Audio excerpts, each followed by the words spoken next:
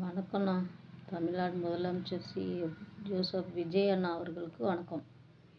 சூப்பர்ண்ணா, ரொம்ப வேறு லெவல்ண்ணா. நீங்கள் இப்போ வந்ததை விட இன்னும் 5 வருஷம் முன்னாடியே வந்திருக்கணுண்ணா. நம்ம தமிழ்நாடு மக்களுக்கு எல்லாமே நல்லது நடந்திருக்குண்ணா. இப்பயும் ஒன்றும் கெட்டு போகலண்ணா.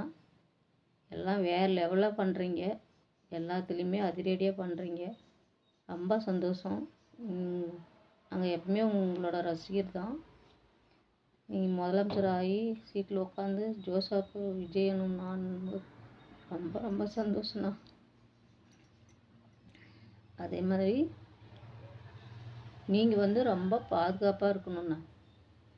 நீங்கள் எல்லாமே அதிரடியாக பண்ணுறீங்க. இந்த துஷ்ட சக்திங்கெல்லாம் கொஞ்சம் கடுப்பில் இருக்காங்கண்ணா. நீங்கள் ரொம்ப பாதுகாப்பாக இருக்கணும்னு நான் வேண்டி கேட்குறேண்ணா.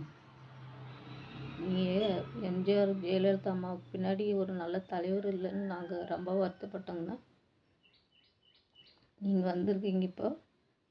அதே மாதிரி அடுத்து பிரைம் மினிஸ்டர் நீங்கள் தான் நாங்கள் நினைக்கிறோங்கண்ணா. ஆனால் அது மாதிரி நீங்கள் பத்திரமா இருக்கணும்ண்ணா. அதுதான் ரொம்ப முக்கியம். நாங்கள் தருமபுரி மாவட்டம் பாலக்கோடு வட்டம் மல்லாபுரம் ஒன்றியத்திலேருந்து குப்பங்கோட்டை கிளையிலேருந்து பேசுகிறோங்கண்ணா.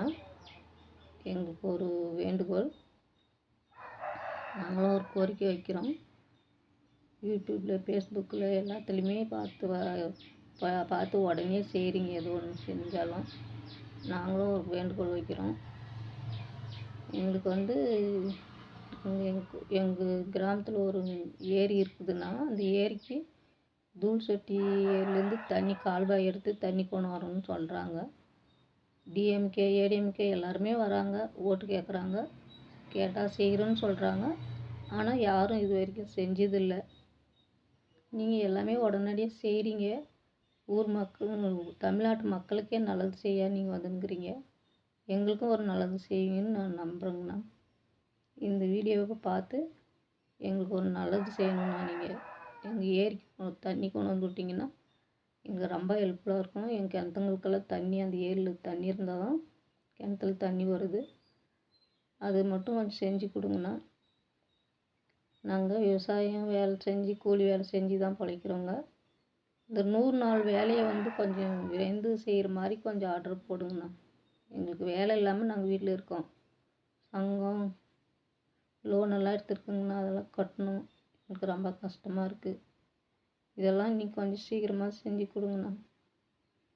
ரொம்ப நாள் ஆசைண்ணா. படத்தில் டிவியில் எல்லாத்துலேயும் பார்த்துனுங்கிறேங்க. உங்களை நேரில் பார்க்கணுன்னு ஆசை. என் பேரன் பேத்திங்கெல்லாம் உங்களை விஜய் மாமாவை நேரில் பார்க்கணுன்னு ஆசைம்மா. பார்க்க முடியுமான்னு கேட்குறாங்க. தருமபுரி மாவட்டத்துக்கு வருவீங்கன்னு நினச்சேன்னா நீங்கள் வரல.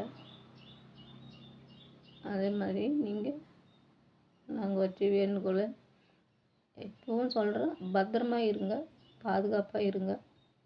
இன்னொன்று போக போக எல்லாமே நல்லா செய்யுங்கண்ணா. நன்றிங்கண்ணா.